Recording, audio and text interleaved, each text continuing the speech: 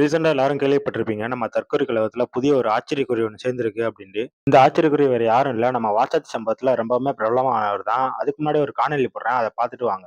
நான்லாம் அப்ப எனக்கு 13 வயசு. நான் சின்ன பொண்ணா இருக்கிறேன் அப்படின்னு எவ்வளவோ நான் சொல்லி பார்த்தேன்.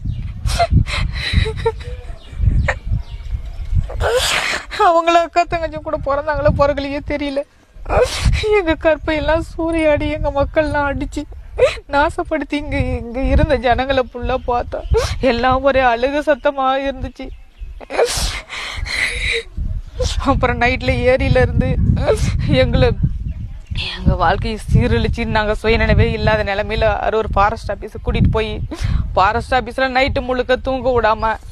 இதுக்கு மேல என்ன நடந்துச்சுன்னு நான் சொல்றேன். 1992 ஜூன் மாசம் 20ஆம் தேதி தர்மபுரி மாவட்டத்துல உள்ள சின்ன கிராமம் தான் வாச்சாத்தி கிராமம். இந்த கிராமத்துல வீரப்பன் சந்தன கடத்தல் என்ற தேடுதல் வேட்டையில அங்க உள்ள மக்கள்கள் எல்லாம் அடிச்சு துன்புறுத்தி அதுக்கு மேல 18 பெண்கள், அதுவும் தேர்ந்தெடுத்து 18 பெண்கள், 13 வயசு சிறுமி மற்றும் 8 மாத கர்ப்பிணி பெண் உட்பட அத்தனை பேரையும் 250 காவலர்கள் மற்றும் வனத்துறை அதிகாரிகள் சேர்ந்து கூட்டு பாலியல் வன்முறை செஞ்சு அந்த பெண்களை எல்லாம் கொடுமைப்படுத்தியிருக்காங்க. அது மட்டும் இல்லாம அங்க உள்ள ஆண்கள் மற்றும் வீடுகள், சொத்துக்கள் எல்லாமே சூறையாடப்பட்டிருக்கு. எல்லாம் அரசாங்கம் பண்ணியிருக்குது.